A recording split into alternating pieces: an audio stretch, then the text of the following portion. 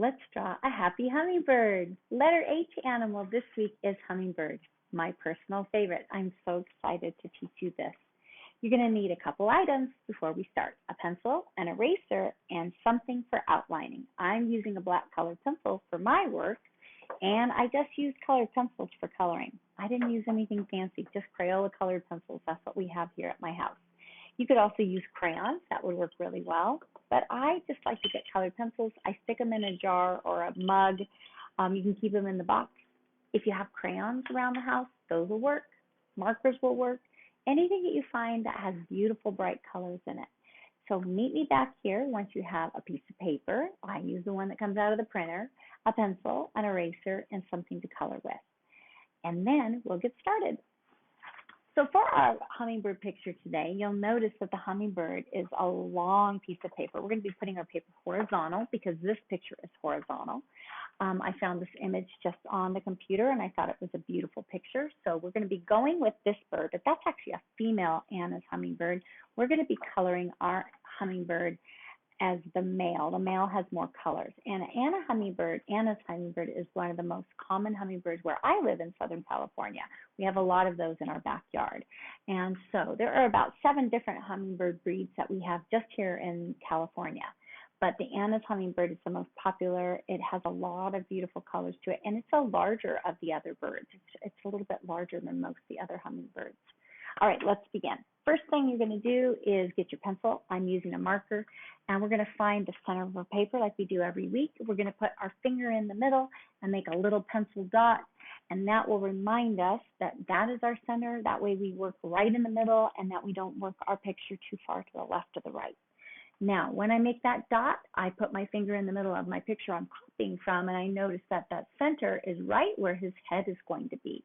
So that works out pretty perfect. I'm going to take that dot, and right above that dot, I'm going to go ahead and draw a nice round circle for his head. Now, before you draw your circle for your head, think about it. This is going to be the only thing on that piece of paper.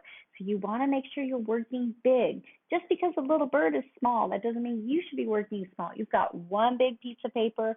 You want to make sure that bird is going to take up that whole piece of paper when you're done. You don't want to have a little tiny hummingbird this big on your paper. So there's a few of my students, and you know who you are, that draw really tiny. So you want to make sure that you're drawing big, even though it's a tiny bird. All right, speaking of tiny, this bird is so small that it weighs about the weight of a nickel. A nickel. Put a nickel in your hand, that's how much a hummingbird weighs. That's tiny. All right, let's erase that dot. We don't need it anymore. Now we're going to make the body. The body is going to be an oval, and if you notice, the oval is kind of pointing, the tail is pointing right to the bottom corner of the paper. So thinking about our oval, we're going to make our oval kind of pointing down to the bottom corner of our paper. I'm just going to go around like this and make an oval. Don't worry about it being perfect. We're going to change it in a minute anyways. So we got a circle for our head, an oval for the body. Now the next part is we're going to connect the two. Now, before I move on, I want to remind you that if this is your first time ever drawing with me, you can pause the video anytime and catch up, erase what you need to, and then catch up by pushing play. Sometimes I might move a little fast for you, so just go ahead and push pause anytime you need to. All right, let's continue by adding a line that's going to connect the head to the body. If you notice right here, it's just an angled line that comes down. It curves around where his belly is and comes back to the other side. It's almost like a smile shape. So I'm going to connect the head to the body. I'm going to go right underneath. I'm going to curve it around like this and make a little curved smile right there at the end. So I did that. Once I do that, I'm going to go up to the top of the bird's head. And let's look at the top of the bird's head. The top right here is called his crown. Right behind the crown of his head, where the back of his head is in his neck, it just dips in. So that's easy. I've already have a line right here. All I'm going to do is connect that circle and the oval to make his neck. And then I'm just going to retrace this line of his back very lightly. Now, don't draw this line dark. Keep it nice and light. And you're going to connect it at the end. The reason why I want to make it light is you can tell later we're going to have to erase the back to add that wing. All right, once we've done that, we're going to go in and erase the insides. We don't need any of these lines anymore.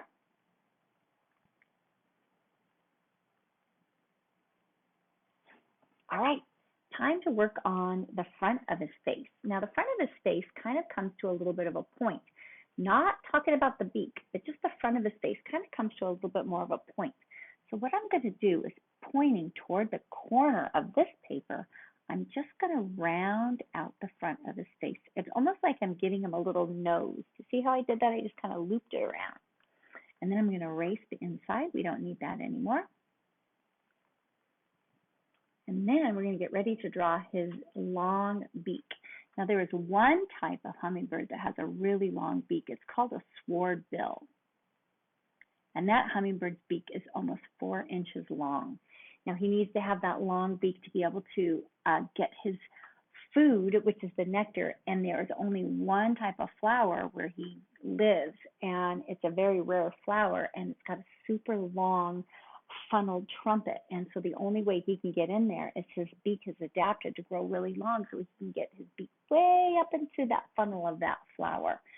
Our hummingbirds that we have where I live, they just have an average size beak, not a 4-inch beak. It's not a swordbill.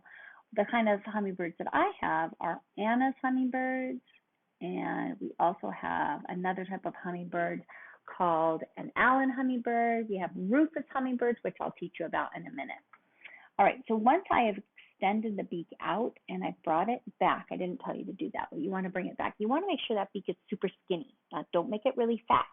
Hummingbirds have super skinny beaks, but it's not just one beak. They have an upper beak and a lower beak, and I have never actually been able to see it in person, but I've watched it on video because the hummingbirds love to catch gnats and bugs and mosquitoes in their beak. So you want to make sure that you have 2 sides to that beak. All right, now I've got my hummingbird's beak looking good.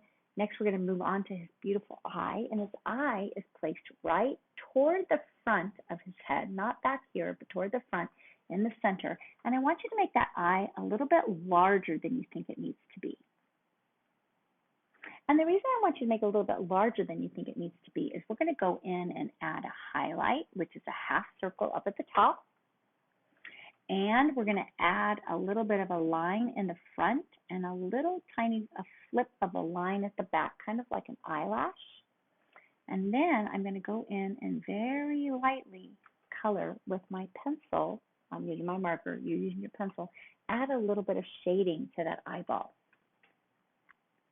All right, next we're going to move on and draw his wings. Now his wing is going to form right here behind his back, and his wing would be right here where his shoulder is. Now the wings flap so fast on the hummingbird that their pectoralis muscle, which is their muscle right up here, right in front of their wing, is the largest muscle in their body, and it takes up almost 1/3 of its body weight. That's how big that muscle is to be able to make that hummingbird flap his wings so hard so that he can stay flying. When he is flying and he's flapping his wings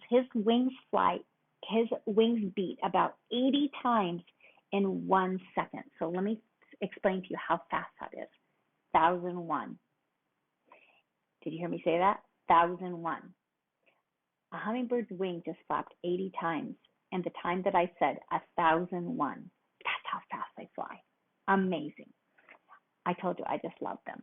All right, let's get ready to draw their wing. So right here at the back of his neck, we're going to skip a small space, and we're going to draw a curved arch that comes out. And you want to make sure that that wing is about the same length as his body. So how do you want to measure that? I use my fingers. I don't ever use a ruler. I use my fingers. So you just want to take your finger and measure from the front of the body to the back. You can take your fingers like this, and then just kind of turn your hands like this. It should be about the same. Now, you could do something tricky by using your pencil. Here's another way that I do it. And if I'm drawing, I can take my pencil and put my finger on the end of the pencil. So here's my eraser at the front. I'm going to put my fingernail right there to hold it, and then I'm going to turn my pencil this way and measure. You want it to be about the same. It doesn't have to be perfect. Nobody's going to look at it, but you don't want to have some little shrimpy wing that's only this big. All right. Now the wing, when you look at it, it looks kind of like a leaf. So from here, I'm going to loop it around. I'm going to make it kind of wide and then bring it back. So I'm looping it around and bringing it back. And then we're going to change the shape of that wing a little bit later. But for now, leave it just like this.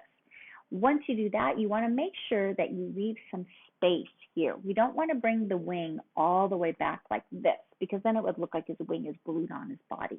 We actually want to leave it open at the back, right here, at the base where it connects to his body. And then you're just going to kind of curve it in just a little bit, but leave a little space here, okay? Now we're going to erase the back. We don't need that anymore, so take your eraser and erase that line. Don't worry if you drew a little bit too hard and that line shows up at the end. It doesn't matter. We're going to color it later and add some different feathers. It won't show. That's the front wing. We're going to move on and do a little bit of a pattern in the wing.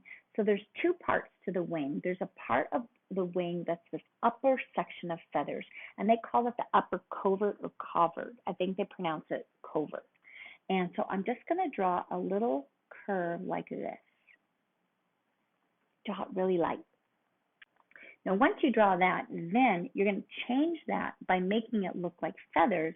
And what you're going to do is make a series of letter U. So you're going to go like this and make these letter U's on the end. Another term for doing this is called a scalloped edge. So you're just making a bunch of letter U's side by side by side by side. You can see it kind of looks like feathers already. And then once you're done with that, we'll add more later. But that's just one section of the feather. Now the next section of the feather is the main part of the feathers, and these are called the primary feathers. These are these big, long feathers that you see here.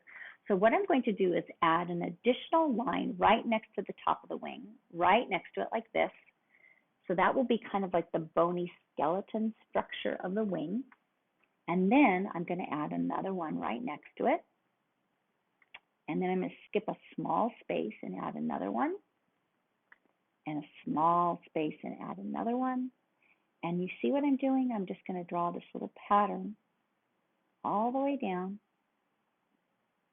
until you get to the bottom. Now to make this look even more real, we're going to very lightly erase the edge of this. Now I'm just going to tap it with my finger. You're going to be taking your eraser and erasing it. So you're taking your eraser and you're erasing the edge just a little bit. Because we want that wing to really look like a wing. We don't want it to have a hard edge. So what you're going to do is you're going to make a small loop in between each one of those lines. So wherever you made that line, you're going to make a little scalloped edge from line to line to line, all the way till you get to the bottom. See how I did that? Doesn't that look a little bit more natural? It looks like a real wing now. I messed this one up. There we go. All right, first feather almost done. Now the next part of our feather is going to be this part up here. I talked to you about it earlier. It's the shorter part of the feathers, and this is called the upper covert. And so I'm just going to go like this and make some letter U's following the top. Then I'm going to make another row underneath. And then you might need to even add a third row to get to the bottom. All right, doesn't that look cool? Looks really real now, doesn't it? Let's do the back wing. The back wing is just like the front wing, just a shorter version of it because it's in the distance. So I'm just going to make an extra curved line in the background. I'm going to make that little section of feathers. It's called the upper covert. I'm going to add a few little letter U's in there. They barely show. And then on that long part, that's called the primary feather. I'm going to go ahead and add that extra line at the top.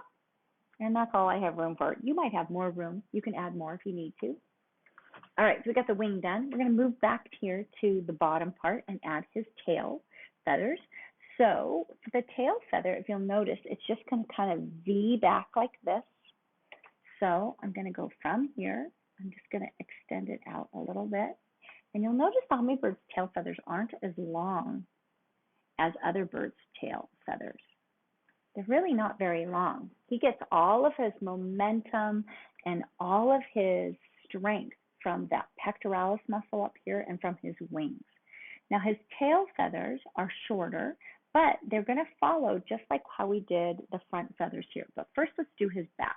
So we're going to have to add a little bit of an extra curve right here, just like how we did this part here. We're going to add a little curve there. And then we're going to scallop the edge. And then we're going to add the same thing we did before, making those it kind of looks like scales. So you're just going to go along the curve, making the letter U, and make a few more next to it. So now he's got his back feathers. Now on an Anna's hummingbird, this part you'll color green, this part you'll color green, this part you'll color green, and a part of his head you'll color green too. So Anna's hummingbird has green there, and then he has this beautiful, vibrant, raspberry, pinkish, purplish color face, and the crown of his head, which is the top of his head, his chin, all of this is just this magnificent raspberry, pinkish, purple color. It's so beautiful. All right, so now we're going to go right here to the bottom of his face, and we're going to give him his little collar of feathers. So this section right here is where, oh my goodness, all of this color is so beautiful. So I'm going to start by making a curve, and then we're going to scallop the edges like we did before. So this part of his neck is called his gorget. Gorget. That's how I read that you're supposed to pronounce it. So this area right here is where all of that magnificent color is. That's where we're going to put that beautiful pinks and purples when you get ready to color it later. You're probably wondering, hey, this one's not very colorful. That's because this is a female. Unfortunately, sometimes in the natural world, females kind of don't get the pretty colors. The males get all the hot, beautiful, fabulous colors. I don't know why that is, but so we're going to color it more like male colors later. Okay, now underneath the chin, we're going to add some small U's. Now, I don't want you to make these very hard. We're just very softly. Make a few on the chin. And we're going to do this eye pattern right here. So it's going to look like two lines parallel and loop around the eye. So watch me. I'm going to go from the beak toward the eye, around the eye, and then back to the beak. So that little pattern right there kind of looks like a spoon around his eye. That part you'll remember to keep white later. That's this little band of white feathers around his eye. And then the rest of his head, you can just go in and add some feathers to. Now you know how to do it. You're just kind of making these letter U's. And then later, when it's time to color, you're going to decide what color you want to do it. Now you can look at images online to decide what color you want to make your hummingbird. It does not have to match mine, but it's very fun to start learning about hummingbirds. There's so many different ones out there. Now we have a hummingbird in our backyard, and he is called a Rufous. I got to talk to you about Rufous hummingbirds. Their coloring is different, and their temperament and personality is different. But before I do that, while we're making feathers here on the chest, we're going to follow the same thing we did before, but these ones I want you to make a little bit lighter. Barely touch your pencil down as you do it. So as you draw those feathers, let me talk to you about the bully of my backyard. So the bully of my backyard, who does not play well with the other hummingbirds, is called a Rufous hummingbird. Now you might have heard Rufous hummingbirds in your backyard or around your neighborhood. A Rufous makes a ticking sound. He sounds like this. And he will sit on a branch all day long, waiting for a hummingbird to come into his little territory where he has his favorite feeder or his favorite flower. And when he sees any hummingbirds coming near him, he is such a bully. He doesn't let them hang out with him. He will dive bomb them, sometimes fly so hard he will actually hit them, and then they will flutter off. He'll knock them. We've had them get knocked against the windows at our house. And they're okay. They always end up flying away. But these Rufous are such bullies. So we have figured out how to outsmart our Rufuses. And what we do is we get extra feeders. That way he can't guard all the hummingbird feeders in our yard. He can only guard one at a time. So by adding multiple feeders in our yard, that has avoided having that Rufous be the bully of our backyard. All right, so once you get a little bit of feathers on your chest, we're going to move on to the tail area of our hummingbird. And those feathers are going to be long like the wing feathers. So those are like the primary feathers. So we're just going to go right here to the top, and we're going to loop it around and bring it back, just like how we did it up there. And then we're going to add another feather underneath, and another feather underneath, until you get to the bottom. So those are his long primary tail feathers. Once you have finished doing that, then I want to talk to you one more thing about his beak. So there is a type of bird called a swordbill that has a 4-inch beak, and his beak is very long so he can get his beak into certain kinds of flowers. But regular hummingbirds have this cool thing. They have a very long tongue. So not only is their beak long, but they have this tiny little tongue that comes out, and on the end of the tongue are these tiny, tiny microscopic hairs that we can't see with our human eye. Those hairs will touch the nectar inside those flowers, and they will kind of lap up that beautiful nectar that they can bring back and then be able to drink. And they have to drink a lot in the daytime because they fly so fast. I already told you about their wings, but their heart beats so fast. It beats 1,260 beats in a minute. So in every 60 seconds, if you count it to 60, the little hummingbird's heart beats 1,260 beats. That's a lot. Very fast, much faster than us. Okay, so let me tell you one more cool fact before we move on. But let me show you this picture. So what you're going to be doing now is deciding what kind of flower you want to draw up in the corner. So I drew a trumpet type of flower. Those are the kind of flowers that lots of hummingbirds in my yard like to look for. We have petunia flowers that they love. Let me say, I have a couple more names of flowers that we have planted in our yard. Let's see if I can find those. We have trumpet flowers. We have petunias. We have, where are all my flowers?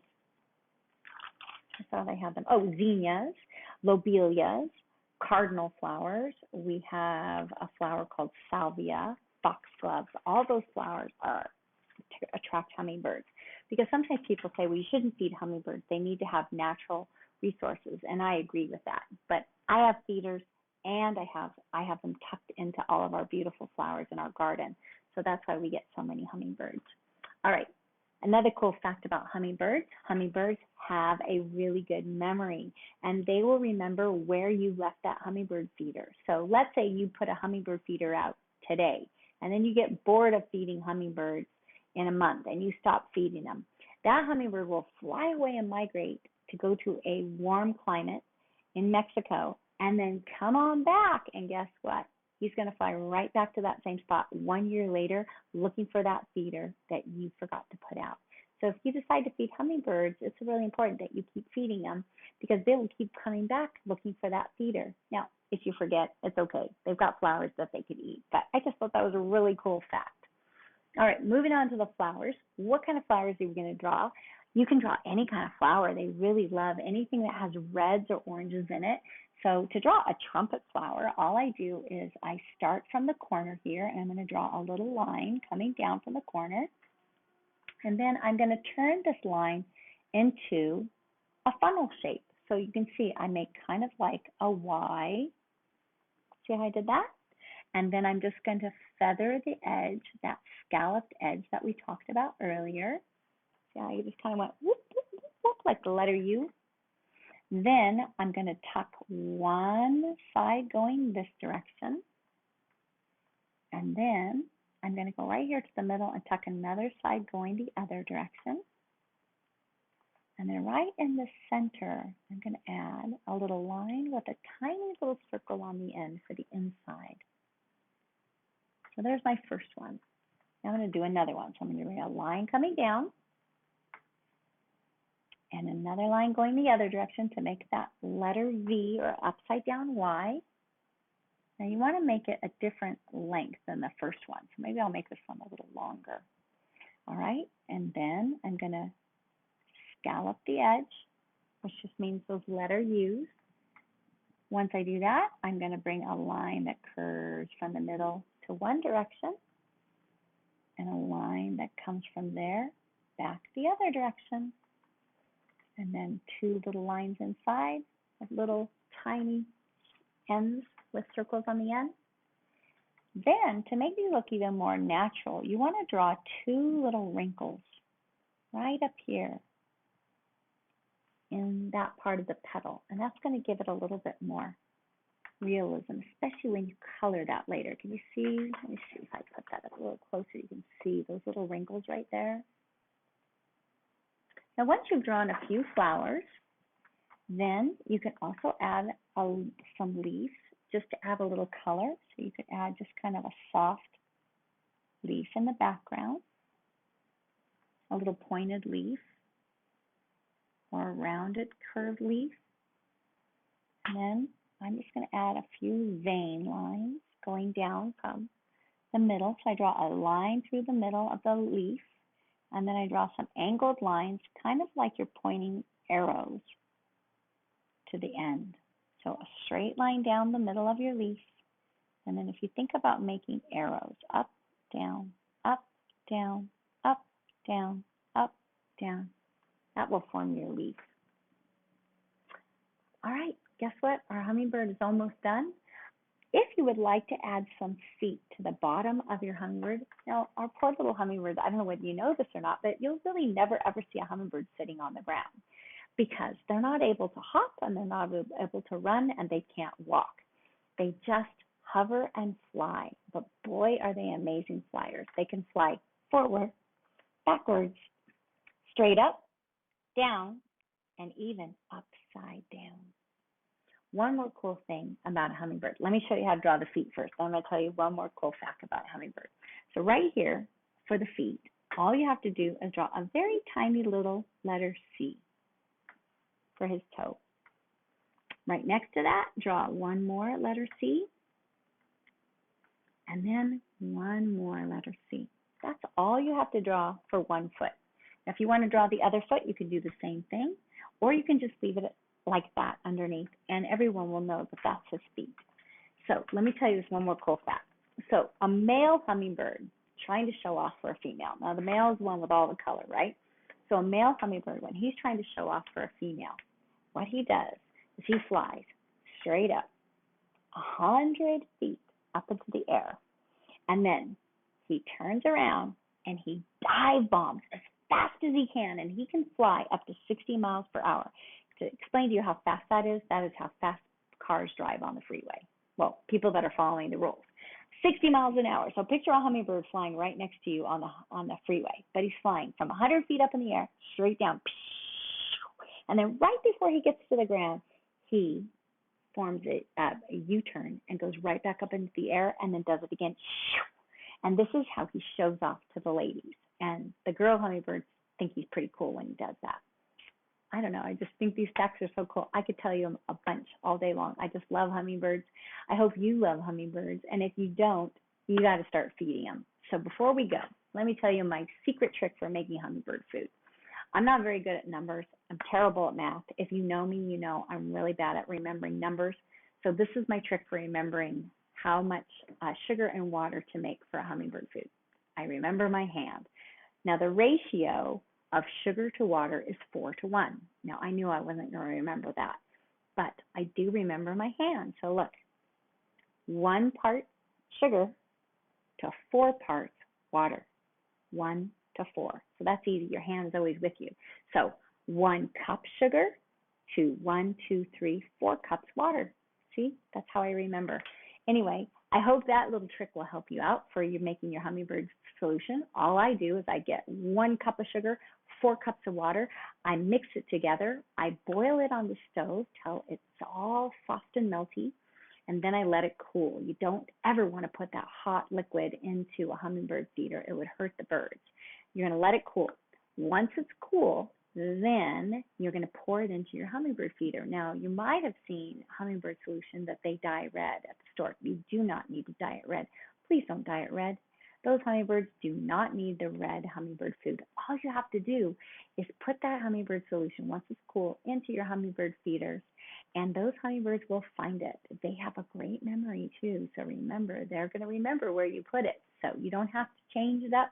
You don't have to buy a fancy feeder. You can just buy a cheap one. I've bought them at the dollar store before. I've bought them at Big Lots. I've bought them at Target. I bought them at pet stores. I bought some of the fancy ones, and you know what? They don't work any better than the cheapy plastic ones. So I hope you had fun today learning about hummingbirds. And if you are going to decide to feed hummingbirds, you want to find a place to put your feeder in the shade.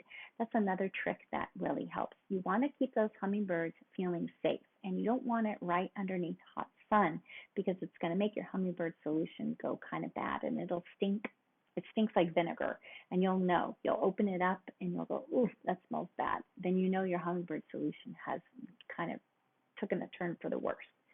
So make sure you put your hummingbird solution in a shady area of your yard. And I hope that you had fun learning about hummingbirds. And I'll see you next lesson. All right. Have a great day. Bye.